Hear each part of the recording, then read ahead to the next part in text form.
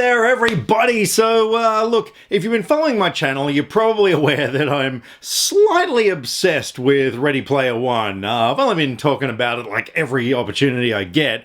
So, recently, a friend of mine and fellow YouTuber, Fraser Jubb from Scotland, talked about doing a collaboration with me because he was also a really big fan of the book and the film. Probably not quite up there with my level of obsession, but a big fan nonetheless. And so we talked about doing a discussion video on the book versus the film because, of course, in our reviews we couldn't give away spoilers, and personally I didn't want to compare the movie to the book at all. I just wanted to review the movie as its own thing. So we've done a video. It is really freaking long because not only did we have a lot to say, but it was just really awesome getting to talk to each other. The way we did it was by putting our phones right next to the camera with Facebook Messenger chat on there. So it was our first time actually getting to talk to each other live, so to speak. So if you're interested, go ahead and watch it. By all means, watch it in installments, whatever you want to do. But here it is, our discussion on the film and book of Ready Player One.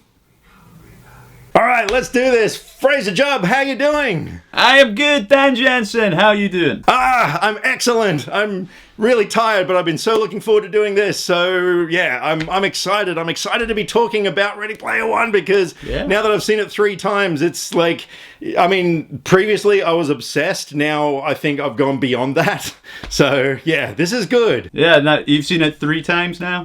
Yeah, 3 times. Saw it in 3D last night. So yeah, that was well worth it. Needs to be seen in 3D. But yeah, no, it's just awesome to be able to talk to a fellow fan because obviously you are a fan of both the movie and the book, and with our respective reviews, which you guys can see on our channels, of course. We didn't go into spoiler territory this time around. We are diving straight in. We've got the masks, the snorkels, flippers, pants are optional, but we are diving into the spoilers this time around. And another thing with my review as well is that I purposefully didn't mention the book at all. I didn't want to compare the two because the movie was such its own thing. So yeah, this time around we'll compare book, we'll compare movie. So I guess the big question, and it's a loaded question, I know the answer, but which one did you prefer out of the book and the movie? I definitely preferred the book. I think it's just personal preference to everyone.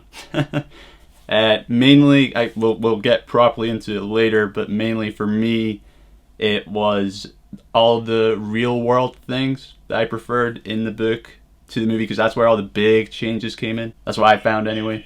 Don't know if you were the same. Yeah. I mean, obviously, yeah, I did prefer the book. I do differentiate the two. Like I mean, the cool thing is, like, there's so many people online who are complaining that, you know, oh my god, this wasn't in the movie, and you know, my favorite scene wasn't in there and stuff. But for me, the way I look at it is that we now have 2 versions of the one cool story, and you know, I think we're really fortunate in that respect. Yeah, no, I agree. I also look at it 2 different things because it's an adaptation. It's not the book in the movie. Yeah, you know what I mean.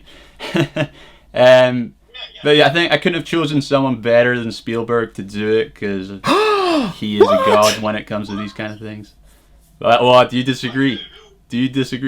No, I said I could not have chosen someone better. Yeah, to me, watching Ready Player One, it just gave me that feeling of the cool 80s, you know, Spielberg classics like Raiders of the Lost Ark and you know, I mean, even movies from other directors, Robert Zemeckis, etc. Like, and not just because of the DeLorean in the film, but just that sense of fun. I mean, you know, we haven't really had a lot of movies in years that have delivered this much fun. And yeah, for me, that's why, you know, even 3 times around, I still love this movie. You know, when Van Halen's opening of Jump kicks in at the opening credits, like, it just feels, man, I feel great. You know, walking out of the theater every time, I just have this big smile on my face. And I feel that Spielberg really did bring back that sense of movie magic. And yeah, look, maybe there might have been some other directors who could have done a capable job, but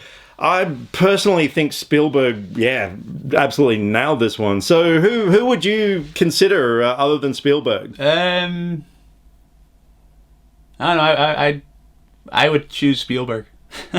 It's quite hard to, especially this kind of movie when there's so many references. Because if it was a lesser director, I would see people complain about it even more. If you know what I mean, like all the references. Because you know how people are complaining that, well, mainly people who've not read the book, they're complaining it's nothing but references. There's no story here. I disagree. There is a huge story here. But I think if it was a lesser director, people have been really using that to like put blame on the movie for not being a good movie. If that makes sense. Probably makes no sense, but but yeah, no, I was happy with Spielberg's interpretation. I noticed he cut quite a lot from the film in terms of references to his own movies from the book, because in the book his movies are referenced like every other chapter, and in this I think it was just Jurassic Park. And Did you catch any other Spielberg ones? Well, obviously there's the DeLorean, even though he didn't direct Back to the Future, but he was a producer on it. No, I know that the crew were trying to hide Spielberg references in the film without him knowing about it. I think I read there was one. I can't remember what it was now, but yeah, but I don't get the complaints about the references. Like, I mean, it's like I said in my review, if I was living in that place and I had the chance to fly the Serenity, which, you know, oh my God, like as if you wouldn't be Batman at the controls of the Serenity. So it just makes perfect sense that everyone in this film was, you know, some pop culture character. And I know they didn't do that in the book, but in terms of the film, you know, being that film is primarily a visual medium, yeah, it was perfect. I loved it. Yeah, and I think the beauty of it is going to be one of these films where you're going to see more and more references whenever you see it, just because there's so many. Especially in the climax scene where it's the big battle scene, there's just hundreds of characters in the background. And like, I've only seen it twice, but yeah, the second time I saw so many things I didn't see the first time. And I'm sure it's going to be the same when I see it the third time and the fourth time, just new things every time. Absolutely. And even for me, it was the opposite. The first time I saw it, I think it was in the end battle, I noticed He-Man in there, and like he looked brilliant. There was a couple of shots with He-Man in it. I haven't seen him in the two subsequent viewings since then. Like, there's so much going on that I'm noticing more, but I'm also noticing less. So, yeah, like the first time round, I didn't notice the Serenity. I kind of thought it was the Serenity that drops off Daito into the battle, but because it's modified with guns and stuff, and I didn't quite catch it. The third time around, not only was that the Serenity, but also in the shot where you see there's a whole bunch of ships flying, and you see an Imperial shuttle, you hear a TIE fighter sound. You can also see the Serenity flying into there as well. And like, that's the thing. I mean, the day this comes out on Blu-ray, holy crap, my pause button is going to be worn to a little tiny stump, because I'm going to be hitting that thing so many times. Yeah, did you see the TIE fighter? Because I heard that Disney were not so on board with using all their movies. That's why there's like no Disney characters really in the forefront. Did you just hear it, or did you see it? Yeah, I didn't see it, but I saw an Imperial shuttle. Well, at least I'm really sure I did, like the back of it with the two signature blue lights. Yeah, but I don't know. I'm planning on seeing it again, like probably at least a couple more times. And that's the thing. Like, I am not surprised. There hasn't been a movie in a long time that's really inspired me. That didn't have Star Wars in the title, that, you know, has inspired me to see it multiple times. Because, you know, I mean, like, yeah, I'm you know, fairly low on time these days to see a lot of movies, and especially because I want to see lots of different ones. But no, this one, I just want to keep going back. It's like what I heard about people had with Avatar, where they just wanted to revisit that world. I'm the same with this movie. I just, you know, need to keep going back. And it's not just because Artemis was hot. Yeah, well, I think anyone that knows you is not going to be surprised about anything you said there whatsoever. Yeah, but, you know, if the movie had let me down, I would have been honest, you know, like, yeah, like, I'm almost surprised that I liked it as much as I did. Like, yeah, I don't know. That's kind of weird, but like Tomb Raider let me down. I mean, like, God, I was so looking forward to that one. I thought I'll probably see that a few times, but yeah, I'll never be watching that again. But yeah, no, this one, yeah, it ticked all the boxes. I just had so much fun with it. Right, so we have the high five. In the book, they're mentioned a lot. They're all really famous. None of them actually really know each other, except for Daito and Shoto. And in the movie, they actually changed Shoto's name to just Sho. Yeah. I wasn't really too sure why they did that, because it kind of felt kind of pointless to me. Maybe just, I don't know. No, I'm the same. I thought there was nothing wrong with Shoto, but anyway. Yeah, I noticed I'd say you get the essence of many of the characters in this film, but the relationships are completely different, except for H and Parzival.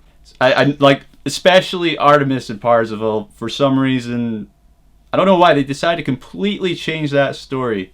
Like, in the book, they don't meet each other until the very end, and Artemis is very against it. And she seems quite open to it in the film, despite the dance scene where she's really against it, and then all of a sudden she's really with it. She has no issue with it. That was probably one of my main issues with the film, was how much they changed their relationship. Because I definitely preferred it a lot in the book. And so, yeah, what did you think about the Artemis Parzival thing? Yeah, this is one of these things I almost wish I could have seen the movie without having read the book. Like, because, no matter what, no matter how much we distance the two entities from each other, there's going to be bias because we love the book so much. So, yeah, it's hard to ascertain, like, how we would react to it, but look, I was okay with it. I know where you're coming from. Absolutely, I do. There is that moment in the distracted glow where she kicks him down and is like, got no time for this. Like, got to do this because my dad died. I've got to get the IOI revenge on them. Huzzah! And then all of a sudden, she does have a change of heart. But the way I look at that, it's kind of realistic in a way. Like, maybe she did go away and sort of, like, because she does have that moment where she says to him, "I'm sorry I hurt you." And that to me kind of said, well, maybe she's given it some thought, and maybe, she has kind of thought, wow, here's this guy who, and she believes in Parzival so much. She says that so many times, like, you're the one who's going to win this. And so I think maybe that's why she did have that change of heart.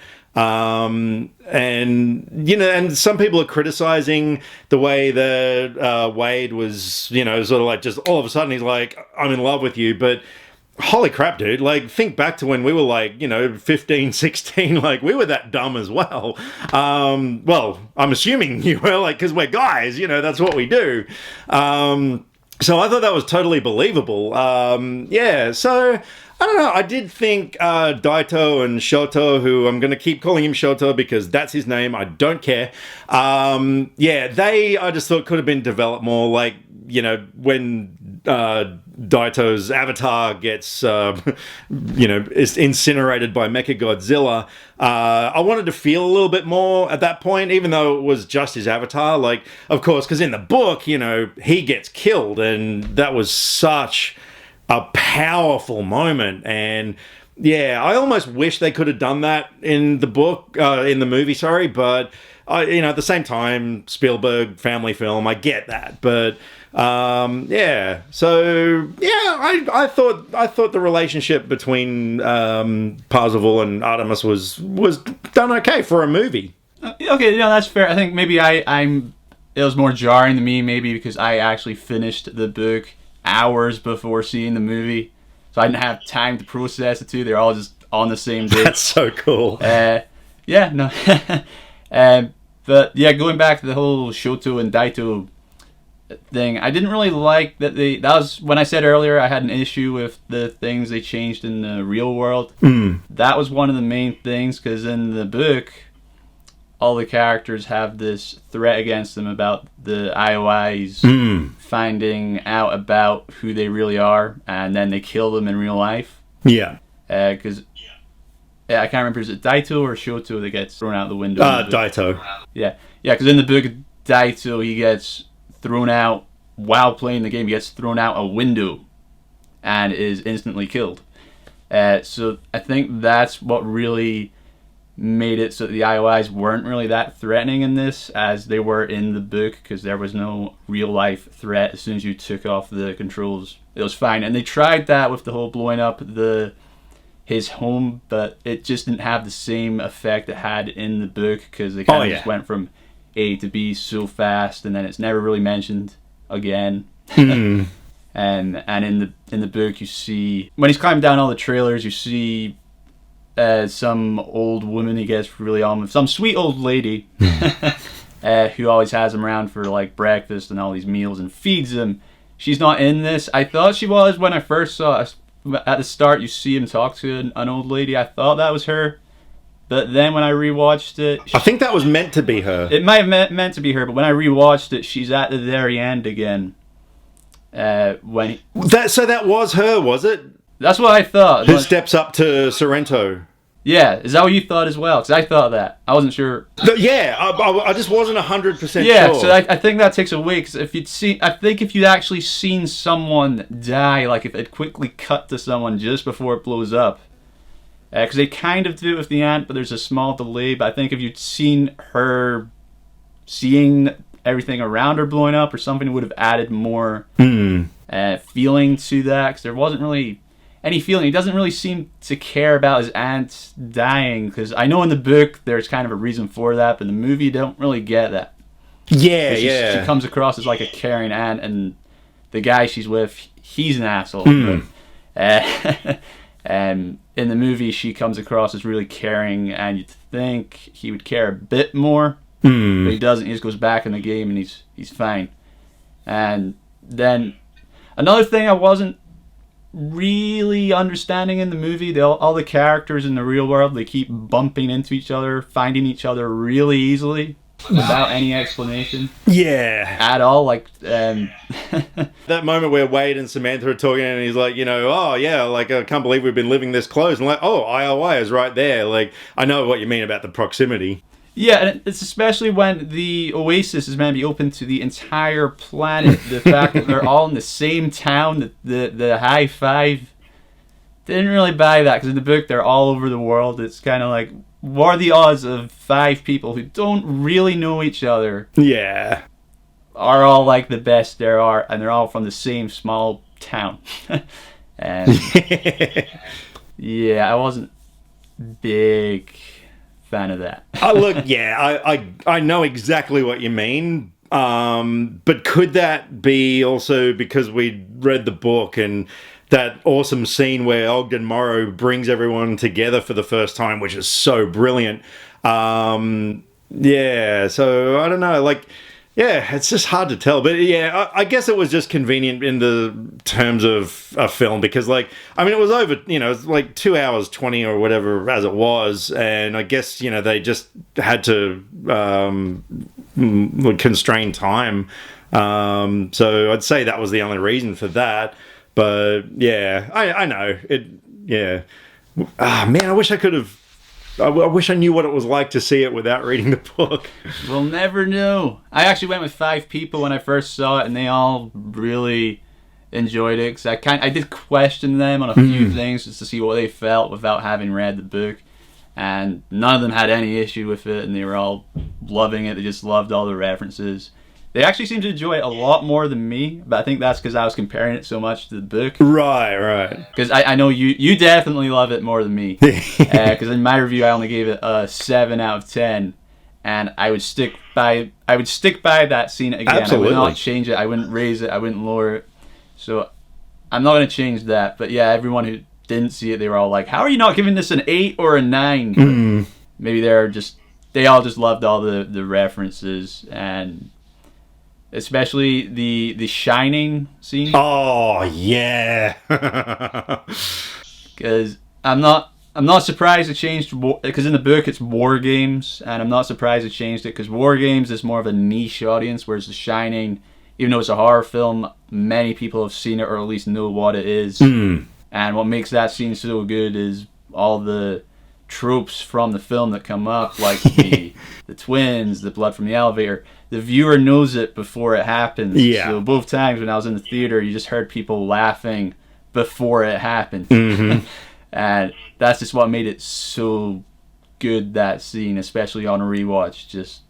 I just love that scene. That was probably my favorite scene in the whole movie. But yeah, no, I've taken two different people now, neither who have read the book, and yeah, it was exactly the same. Like, each of them didn't have the same sort of issues that we had coming from the book. So yeah, that's what I mean. Like, yeah, it's really difficult for us book fans to detach ourselves, but yeah. But look, I mean, yeah, overall, like, yeah, I really love what they did with it. What were some of the moments from the book that you were just like, oh man, I wish they'd put that in there? Were there any like standout moments that really other than the throwing out the window scene, I'd say how Og is used. Yeah, because in the book, he kind of, at the end, he comes by, helps them all out because he protects them from the threat of the IOIs and that entire organization. I wasn't a big fan of how they used it in the movie. That was one of the things I was trying to get at in my review, but I couldn't say because of spoilers. Right. Well, let it all out. This is your chance. He gives them a coin. He gives Parzival a coin. That kind of felt like a cop out to me. Yeah. Because like how it felt so just thrown in there for no reason. Because in the book he earns it by completing Pac-Man, spending hours playing the original Pac-Man game. And in the movie, it's just kind of like, here's a coin. It's going to give you an extra life. It's going to come in handy. And it's never mentioned again. He never questions the coin. Because in the book, it's like it's stuck in his inventory. Because it's like they have like things on their screen, which wasn't really in the movie. But it doesn't do anything. It has no description. It's very strange. Whereas in this, it's kind of just thrown in there. No question about the coin. It has no magical powers. And I don't know, I feel like someone who's never read the book is really going to feel like that's a cop-out. I mean, no one I know specifically yet said it, but I think that's eventually going to have people starting to raise concerns and issues. I don't know if you feel the same. I'm guessing by your reactions you don't. Nah, totally. This is one of the few times in our life that I will vehemently disagree with you. I loved how they did. I loved the surprise that Ogden Morrow was the Jeeves character from the Ask Jeeves search engine. And I love the way that, you know, he wanted to help them in any way he could. And, you know, he threw that bet. Like when he said, oh, you know, I'm sure that's the only reference to Karen that's in the system. And Parzival's like, well, no, it's not.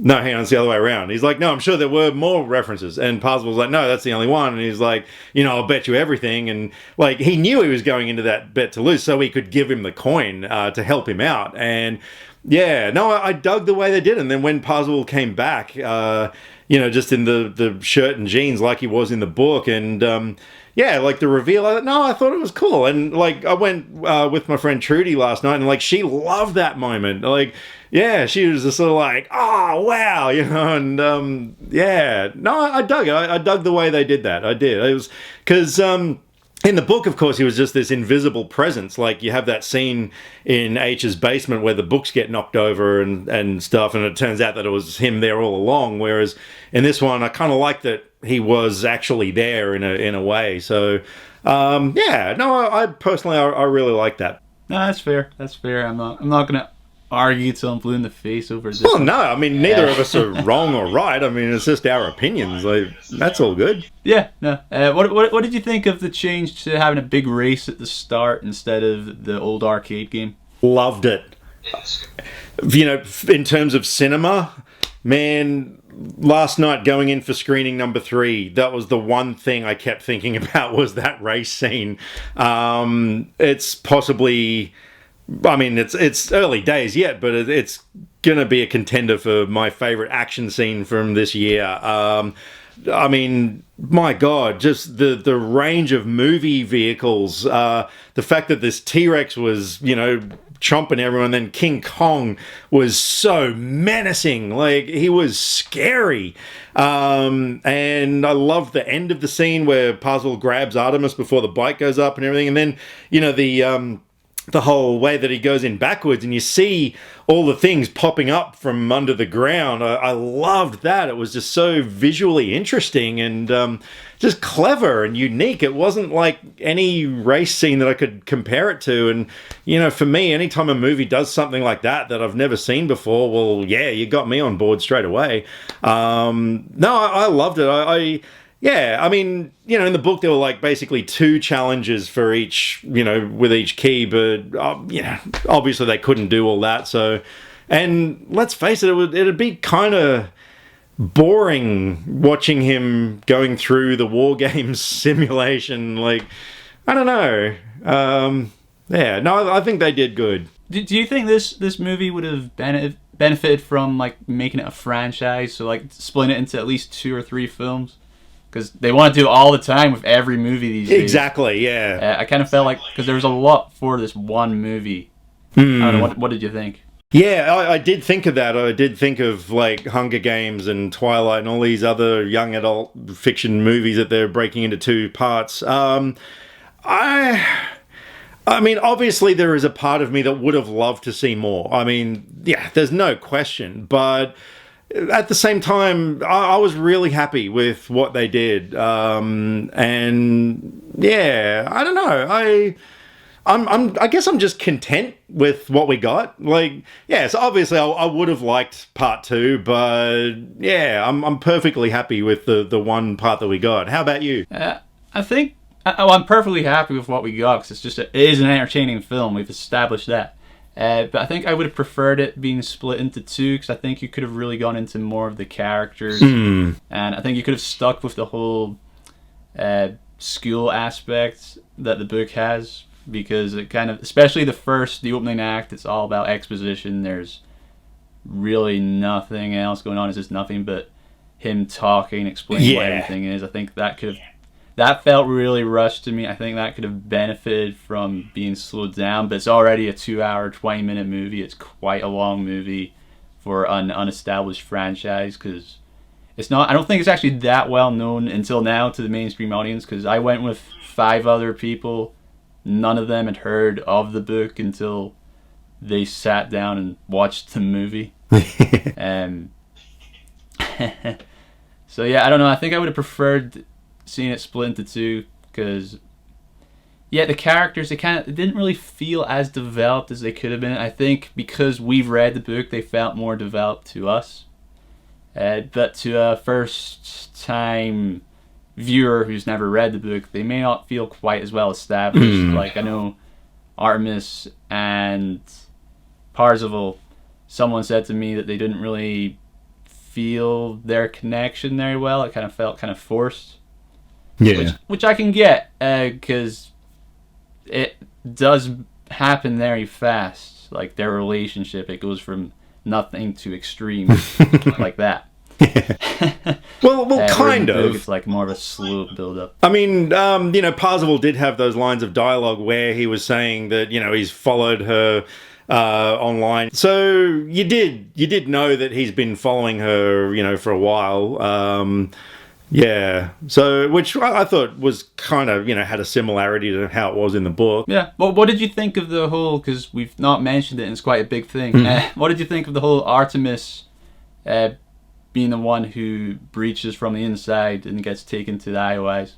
Loved it. I mean, look, I love awesome female characters, and I'm glad that they gave her a bit more to do.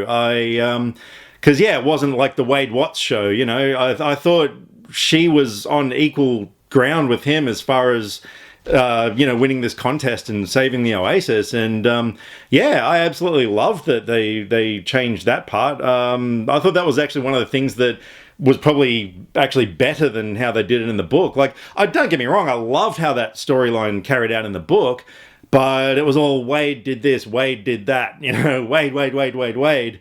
And in the meantime, I can't even remember what Artemis was doing in that time, like that Wade moved off and got arrested and stuff. Yeah, so no, I thought that was good. I really dug that. How about you? Again, where we're kind of opposite. Okay. Like, no, I liked the idea of it. I liked giving her more to do. And I'm not gonna argue against Spielberg here, but just something about for me, the execution didn't really work for me, because the way she gets taken, the way she gets captured, is she says she's gonna hold them off. She doesn't really hold them off. They just enter the room and say, "You're under arrest." That's not really holding them off. They could have easily. They had like 100 guys with them. They could have easily just got them all to search for Z then, but they don't.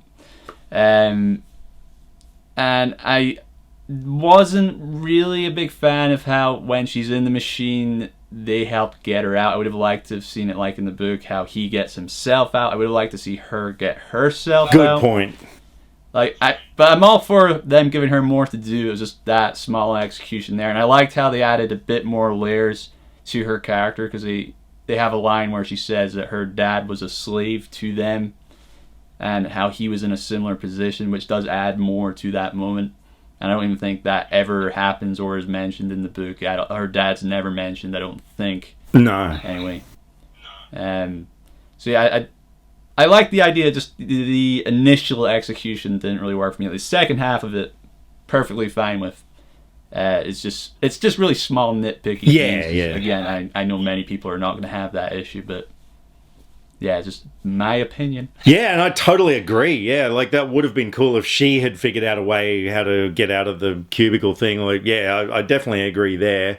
But yeah, no, yeah. Other than that, though, like, yeah, I was totally fine with her being the one to take the shield down and stuff. I only just found out today, actually, that incantation, that spell that they have to use, was from another movie, and I've forgotten what the movie is now. Damn it. But yeah, and I saw like a video clip from this movie of them saying the same lines. I was like, oh, wow. And I did have to chuckle, though, like when she's in Sorrento's chair and she's like scrolling through and she sees the spell on there, and the first word, anal, is spelled A-N-A-L.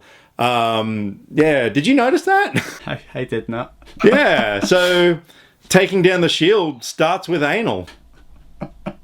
Only you would notice that. Only you would notice that. I'm not surprised. Well, I can't help it. I'm sitting there, I'm watching this movie, and then the word anal is right in my face. So, yeah, I thought that was kind of amusing. But anyway, it was pronounced anal, so there you go. Mon chéri, would you like to try some anal tonight?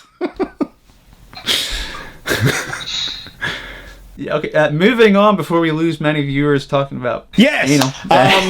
No, I was going to say before, when with regards to things that I really wish they'd kept, probably my most favorite moment in the book was gone, and they could have retained it, and it was the bit where the battle's about to start and Parzival is late. And, you know, he's flying in his giant robot, like the Hi-Fi have all got giant robots. And he's coming in with AC/DC blaring, not just on the inside, but the outside of the robot. And it just makes, like, oh, dude, I'm getting goosebumps just thinking about that. That was the biggest hero's entrance I've ever read in my life. And the fact that his robot comes in and drops to one knee and everyone's like, you're late, and, you know... that was probably my favorite moment in the book, and they could have done it. Like, it wasn't like they had to chop things, or like they did have everyone coming in, but yeah, I wish they'd kept that. Yeah, no, I can see why I kept that. I also, same scene. I think in the movie, his whole speech to everyone didn't really... It kind of felt lackluster compared to the book. Because it just kind of feels like it's just thrown in there like completely out of left field. And yeah, that I think what we said in both our reviews was this film, it kind of felt like it was lacking stakes, even though it has stakes. It's the whole winning the entire Oasis and that whole fortune. But I think because the IOIs came across as such a big joke, it never really had that feel, and really the stakes just weren't there. Yeah, yeah. Oh yeah. Well, what did you think of? There was one moment as well that I really love with Sorrento's character, and that was the end where he throws the van door open. He's got the gun. He's looking really menacing, and then he sees Wade's hands glowing, and you know he sort of drops his going a bit, and just, his face changes and he almost has a smile on his face, and he sort of, I love that moment. It just added a layer to his character. He wasn't, like, even though he did shitty things, in order to win this contest, I think that moment just sort of shows that, like, he was just, almost like a corporate slave, that he was doing it because the bigwigs were making him do it or something. And in that moment, I think he sort of had this clarity where it was like, okay, we've lost. There's no point in being evil anymore or something. Like, what did you think of that bit? Yeah, I felt the same until a certain point. I did like, though, how they did that, how they had when he's holding the egg and it's glowing and you see a tear coming out of his eye. I think that's when Sorrento, he sees how much it means to him winning the game. So I think that's why he has that change of heart. But then, I don't know, maybe I just misunderstood it, but for me that was kind of undone, because when he goes into the police car and he's talking to, I don't remember her name, but the woman in charge of the real world things, he says, "Oh, listen to me," like he's gonna try and come up with some sort of cunning plan, and then she just punches him or whatever. That kind of felt like it was going to undo everything that just happened. Like, okay. Like, this is how we're going to get out of it. This is how we're going to win the egg back and all this. I don't know. Maybe I just misunderstood it. Was that how you interpreted that? Or well, no, because he had that change in character. Well, this is the way I interpreted it. He had that change of character, and when he got in the car, like, to be honest, I haven't even thought about what he was going to say. Because, I think I was just so caught up in the moment of, like, Parcel winning, and but who knows what he was going to say. But no, that's interesting. I think the next 8 times I watch the movie, I'll have to pay more attention to that bit. Right, we've done this entire video. We've not really mentioned James Halliday, Mark Rylance really that much at all. I thought he was a really good choice for the character. I've actually not really seen that many films with Mark Rylance in it, but from what I've seen, he was completely different in this film, and he really does just become the character. He was probably my favorite book to movie transition in the movie, was his character, just because of how perfectly they captured it, and just the way he talked, his mannerisms. It was just exactly how I pictured it. I don't know if you were the same or not. Yeah, absolutely. And honestly, that was my favorite performance of the entire film. I loved the guy. He was just so warm and lovable. You just wanted to hug him. And yeah, just all his stutterings and mannerisms and just gentleness. It was such an endearing performance. And yeah, like you, I only could rattle off the BFG as far as things. Like, it's probably the sort of thing, though, if we looked him up on IMDb, we've probably seen a ton of movies he's in. But yeah, he's one of those actors that isn't sort of in the limelight, I guess. But I thought he was the standout performer in this film for sure. And yeah, like you said, he captured the essence of the character from the book. Anytime if I read the book again, I'm just, that's James Halliday. Yeah, and I also liked how his relationship with Simon Pegg, their chemistry was really good. Like, I really did buy that they were best friends. I did notice in the movie they didn't really go into their kind of younger days, their youth, because in the book they go on about how they were in school together and all that. This is more about their adult years, but it still worked. They still had that best friend kind of thing going on. And yeah, I think what really also threw me off with the whole Simon Pegg aspect, his character, was how, as we said in the book, he helps them out in the real world by saving them and letting them go to his mansion and be there for the final act so they're safe. That's kind of what I was expecting in the movie, because it was Simon Pegg, because it was a famous actor. So I think that kind of threw me off when he had kind of a really small role, which I did like. It was just, again, that coin thing. I know you love it, but it just didn't work for me. Fair enough. I was more forgiving of it in the second time, so maybe in the third time I'll be even more, but just the first time it just completely completely threw me off. Whereas I've actually been looking online to try and buy a replica of that coin to go with the keys on my shelf. I'm not even kidding. Apparently at South by Southwest, where they premiered the film, they actually did give away coins with a Ready Player One logo on one side and Extra Life on the other, but they're selling for like nearly $200 each or something. I was like, yeah, no, I'm not committing that much to it, but yeah, I want that coin so badly. See, that's what I love. I love how like completely different we are on this coin thing. So, yeah, sound off in the comments what you guys think of the coin, if you're who you agree with, or are you in between? I'm really curious to see how others feel about that coin thing, because yeah, it felt like a cop-out. That's just me, I guess. But we'll find out. Yeah. Let the battle begin. Right, so we mentioned earlier how they find all the characters in the real world, they find each other so easily, and especially like I said, I could understand how Artemis could do it, because she seems to have this kind of rebellion army thing going on. But with H, I never really understood how she's just suddenly there outside the building, like waiting for him. Like, they never really explain, unless I missed it, how she found him, how she found the other two. You did miss it. Did I miss something? Yes, you did. Okay. You know the bit teach me. when Samantha puts Wade into the drain pipe or whatever, and says "go on without me," and she gets her phone out and like does a little tappity tap tap tap. Yeah, that was her calling them and letting them know what's going on. See, that's what I thought, but that was way too fast. That was like, I know that happened, and then 30 seconds later, she's outside. Yeah, I know, but it's a 2.5 hour movie. Like, we got to move things on, Yeah, but it's literally him escaping in the same building, crawling out the air ducts, and then she's just waiting for him outside. How do you get there that fast?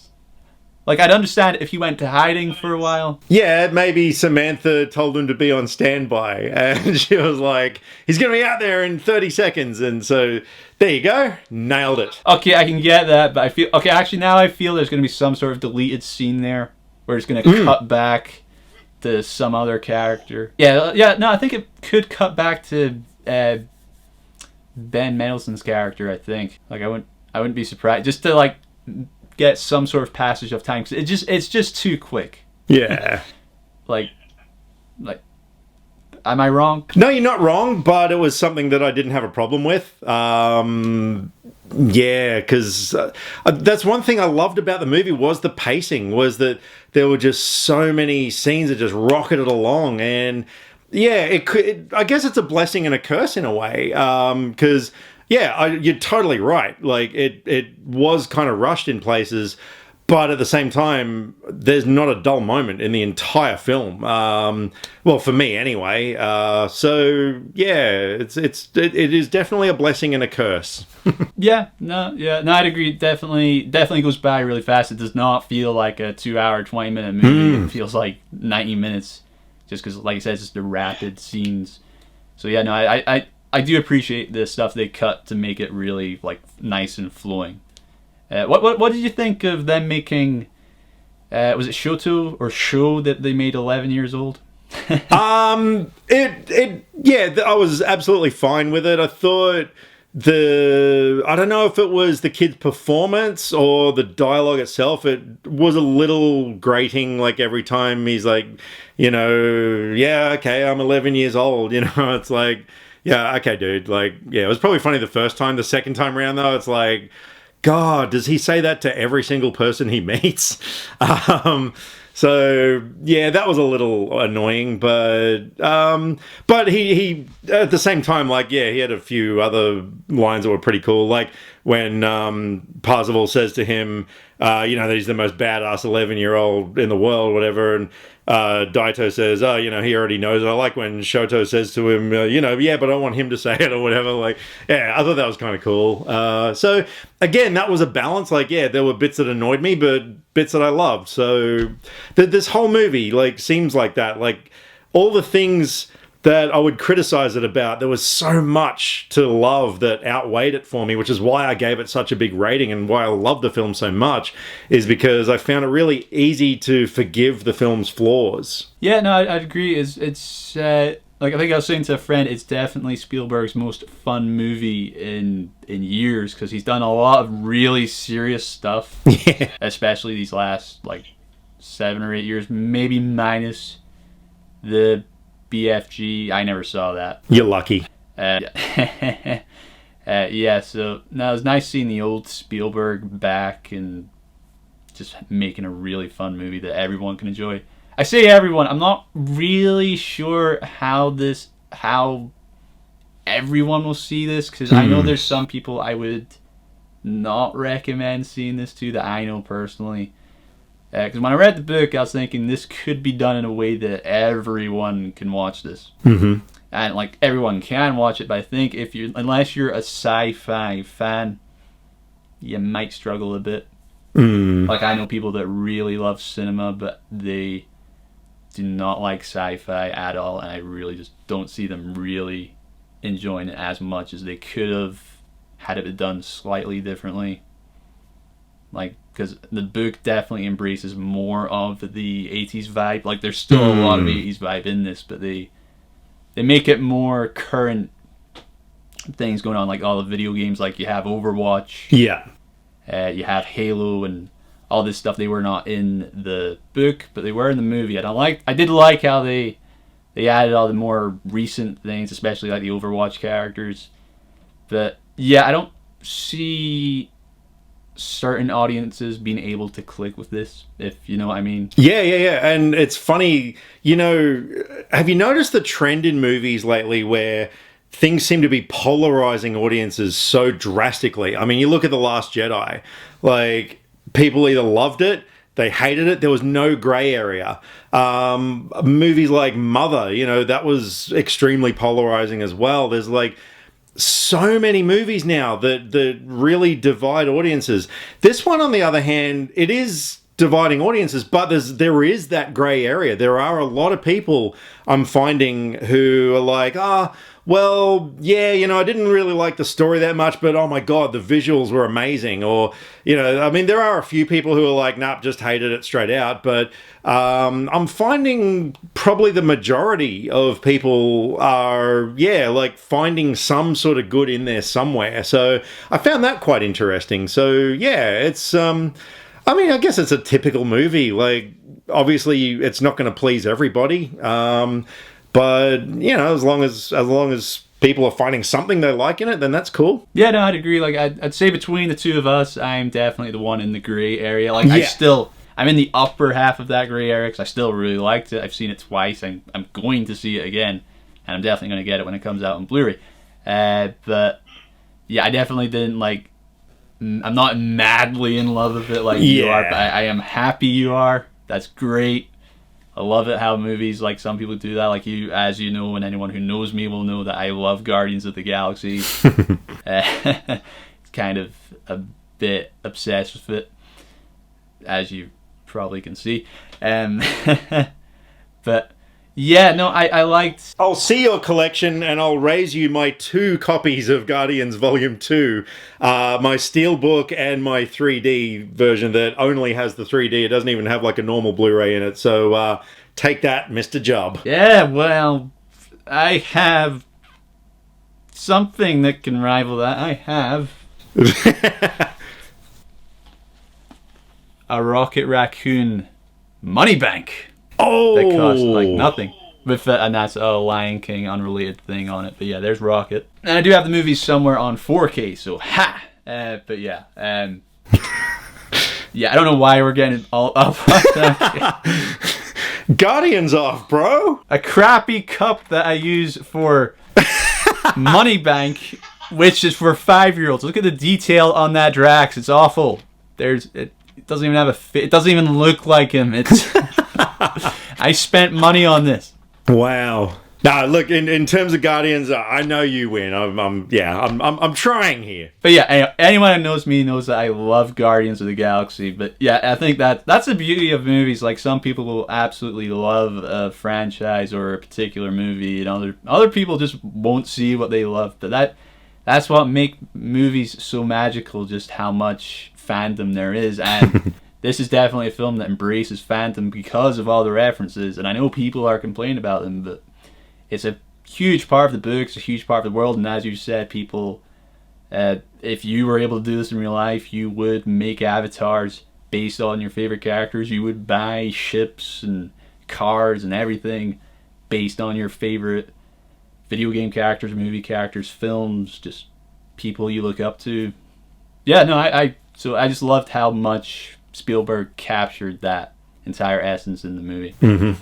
Another big thing that they changed in this film. I say big. They were a very small and minor character in the book. IROC. Yeah, in the book, he's kind of just this small gunter who can't really do anything. He's useless. He even tries to blackmail him at one point, and I think he's the reason the IOIs find out how they did it, or where they are, who they are in the Oasis. In the movie, he's voiced by T.J. Miller, and he's like the henchman in the film. And yeah, I liked how they kind of added more layers to his character. And he definitely was not human. He was definitely the comic relief in this film. I liked it. It did a couple of times take me out, but I think that was more because I could tell it was T.J. Miller. Yeah. He has a very unique voice. But I liked how they took like a small character like that and made him something.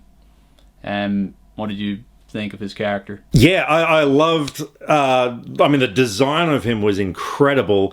I'm a big TJ Miller fan, so, I dug that. But yeah, I like the way that they used that character to drive what IOI was doing, to find out who Wade was, and just all the things that he was doing. I just thought that was really cleverly done. Yeah, no, he was definitely very funny. I loved how he died in the Oasis.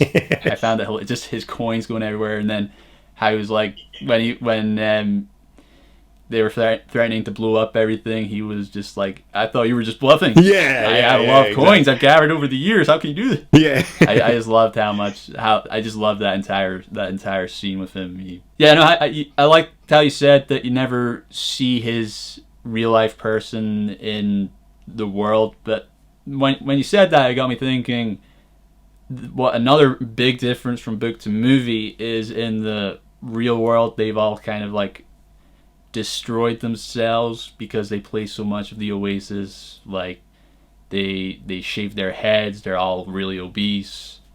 They shave their eyebrows so that they can work better in the suits. Whereas in the movie, they've kind of Hollywoodized it and made everyone all, I don't know, like good looking and and like there's no really issues going on there in the real world. They also made it like the world, I felt they could have done a better job capturing how like much of a mess the world is. Yeah. Because in the book, it's like a complete mess. It's like run down. It's like everyone's going to the Oasis to escape. Whereas in the movie, you can see people walking around. Sure, they're on the Oasis, but they still seem to be in a fairly operating world that's operating fairly well. And then you have that scene at the beginning, which is hilarious, where the guy's avatar dies and he's in an office and he goes to jump out the window.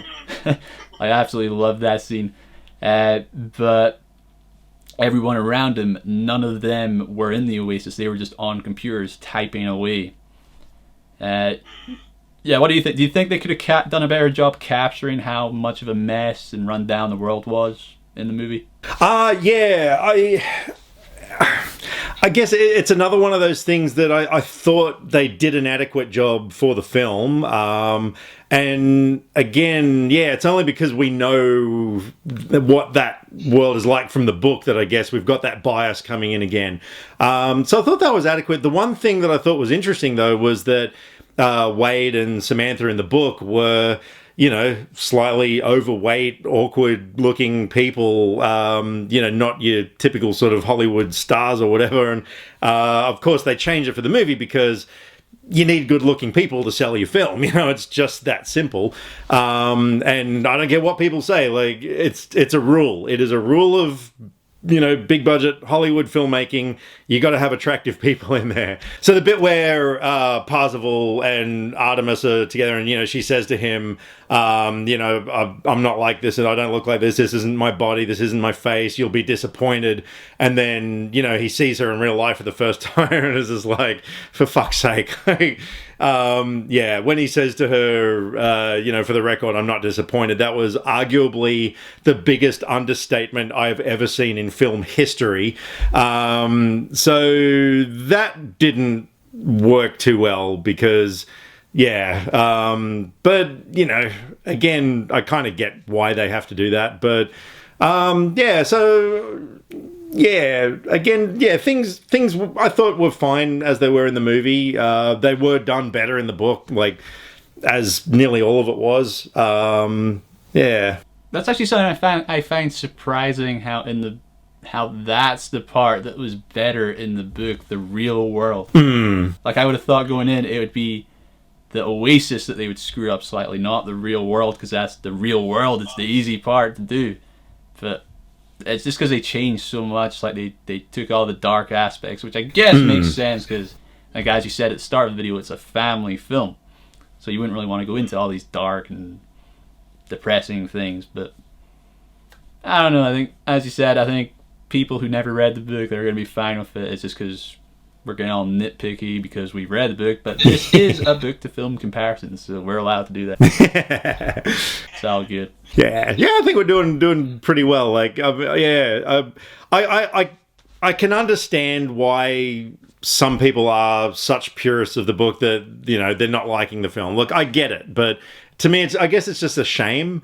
Like, people really need to understand that the film is the film. Like, just take them. Like I said before, we've got two versions of this story now, and that's the way I look at it. I think that's great. If I want the book version, I'll go read the book. If I want the film version, I'll watch the film. And the two of them are just resting comfortably in my consciousness. Like, they're not fighting each other. I don't have like the book going, no, I'm so much better than you, and the film going, come on, I've got the race with the King Kong and stuff and everything. No, the two of them are nestling in my brain. They're living comfortably. They're co-inhabiting in their little existence, and they're working out their differences. Yeah, no, that's good. I think that, again, that's because I finished the book and saw the movie in the same day. It was harder for me because the second time I was able to do the difference a lot easier, but it's because I finished them both literally 1 hour before I saw the film. I finished the book. Not even that.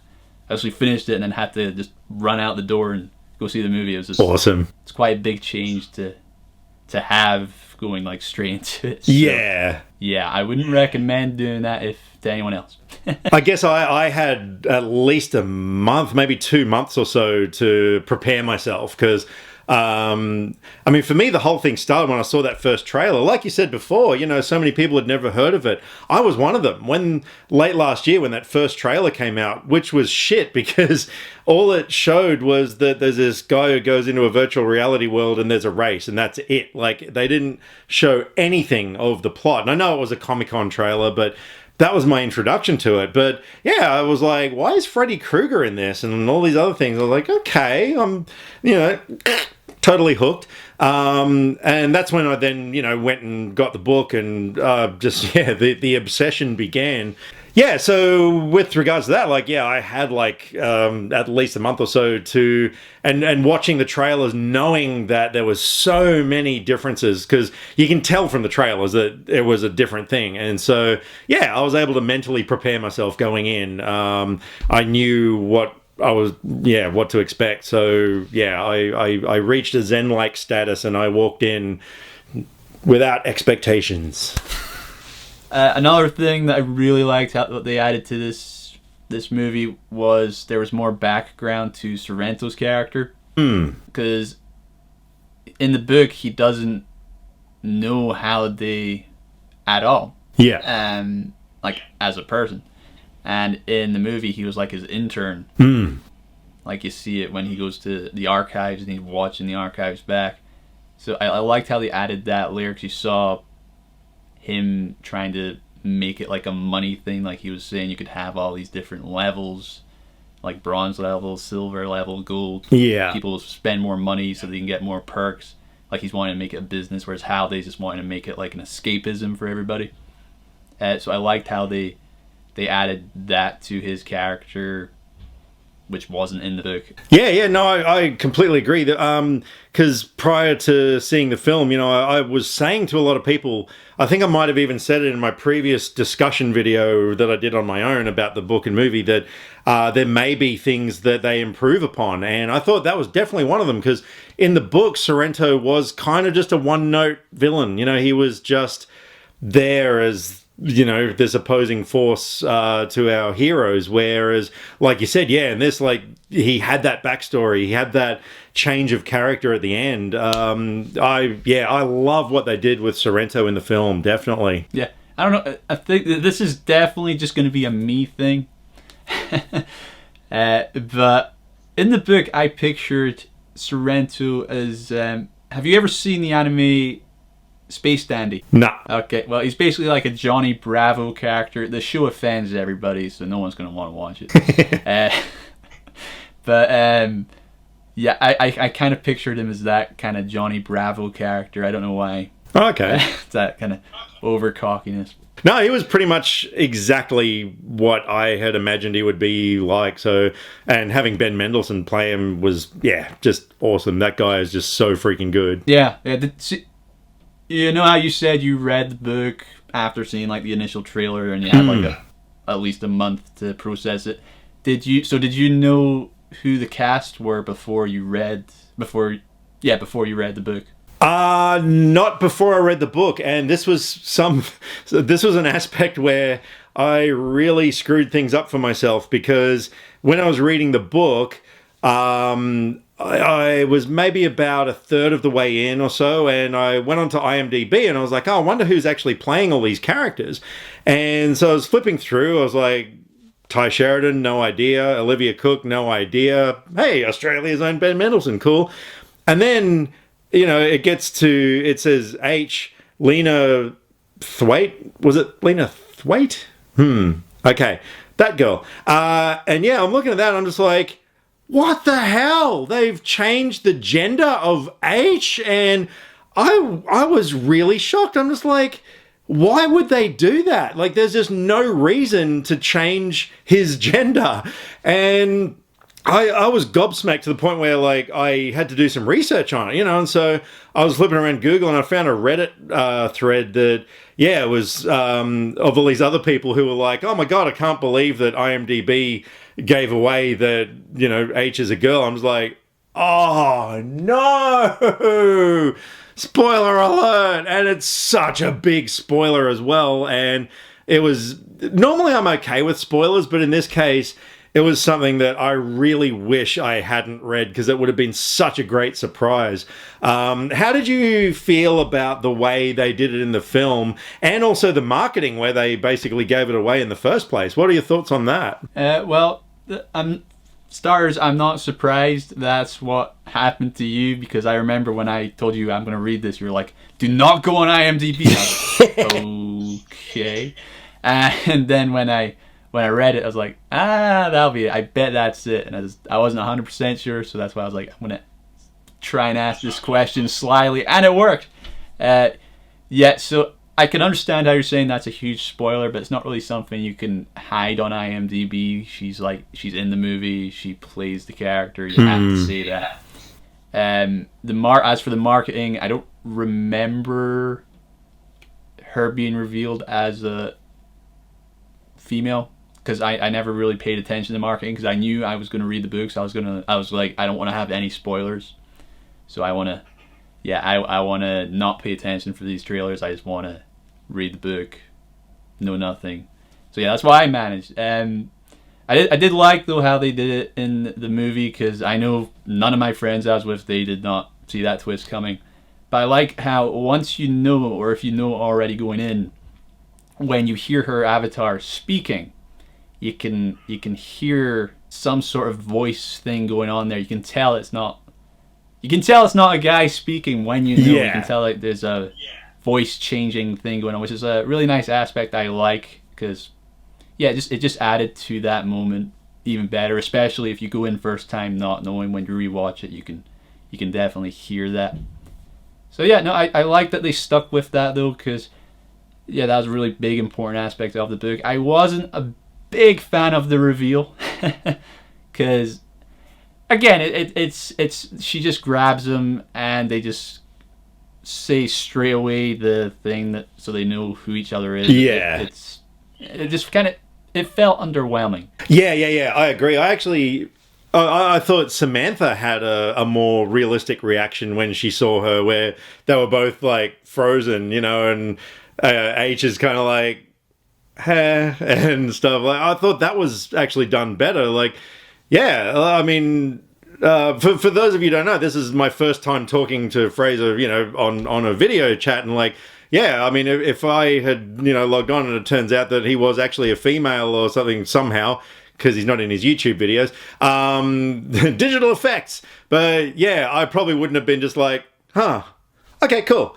I would have actually been wrestling with that notion. So, I thought it was very quick that Wade accepted that. That was something that I thought, they probably could have done a little better. Yeah. I would also say if I could do all the computer generated stuff, I would make myself look like Dwayne "The Rock" Johnson.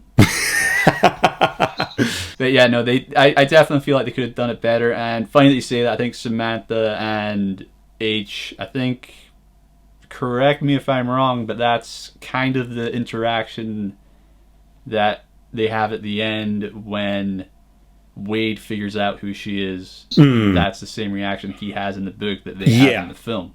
It was very similar. I think they could have pulled that off better.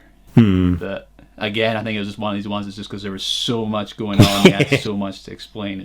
They had to rush some things. That was one of the things that they had to rush. So another thing that I noticed that they completely cut out of the movie was how in the book all the characters, they are awarded with some big iconic machine or robot from a movie or a video game when they complete one of the gates. I can't remember which one. I think it's the second gate. And they kind of cut that out from all the main characters, but they kept it for Sorrento's character, even though they didn't explain where it came from. It was just like something he had, which made sense because in the movie they're like, they can afford anything, they can own anything they want, so he of course owned it. I'm glad they kept Mecha Godzilla because that was a huge aspect of the book, and as soon as I saw it come up, I was like, yes, it's happening. And then I was surprised they cut the rest of the characters and they kept his, but I guess it would have been way too much to try and explain to people. And when I saw that Iron Giant was in it because H was creating it instead of earning it, I knew that they were going to change that storyline in some way or another. But was it? I can't remember. It was either Daito or Shoto had the robot that came out in the end. It was, what's it called again? Is it Gundam X something or other? Yeah, that one. I can that I liked how it came in. It was a nice nod to the book. But it kind of just came another thing that just came completely out of left field, because I know at the start, which I know was the second time, not the first time, that's what the big war on the planet at the start's all about, is to earn that, or he earns it during that. But it was just such a small thing, I think most people would miss it. Plus, I'm sure many people are going to have no idea what that thing is. Like, I knew what it was, I'd seen it before, but mainstream audience are going to have no idea what that is. Would you agree with that, or would you disagree? No, I do agree. I thought, like, yeah, at least it was foreshadowed. Like you said, you know, it was the artifact that they were going for. I didn't like that they described it just with some forced exposition. You know, like having Parzival sort of saying, you know, oh, wow, that's the glove that does this thing. You know, it's sort of like, oh, I wonder if that's going to be coming in later on.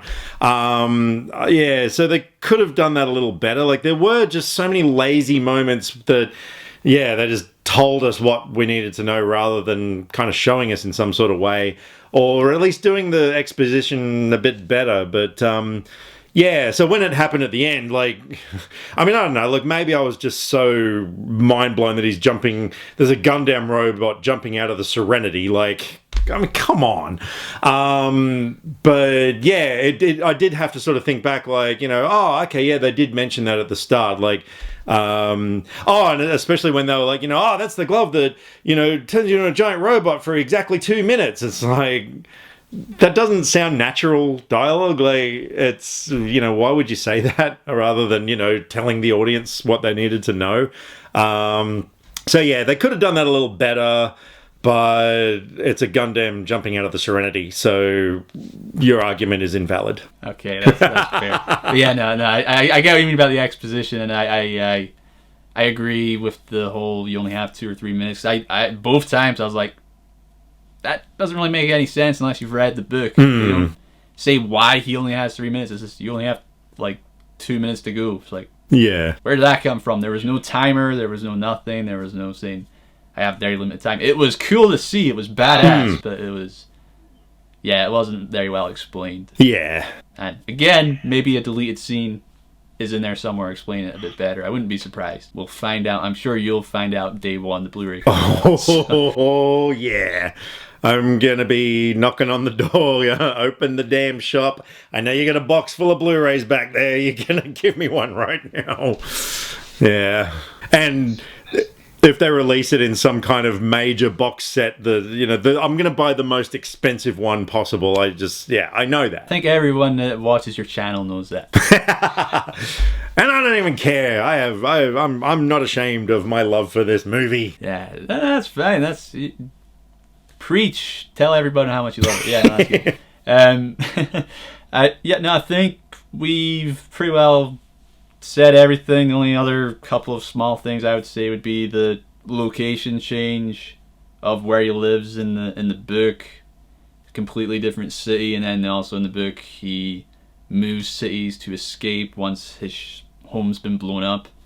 They cut that all out, and also the ending where in the movie it's him and Artemis on the couch, and then he says they've decided to close the Oasis for every Tuesday and Saturday or whatever day it is, 2 days a week. I liked it. It was a nice nod again to the book, because you couldn't really say before, because in the book it's when he meets Artemis face to face for the first time, and he's like, I never want to go back into the Oasis again, because they cut that entire storyline. They couldn't do that, so it was kind of a nice nod, because it was like, we don't want him to have the Oasis be the 7 days a week thing. We want to have a couple of days off for everyone. So yeah, I liked how they did that. Is there anything else you want to say that we've forgotten, or? No, I think we've pretty much covered everything that I couldn't say in my review in terms of spoilers.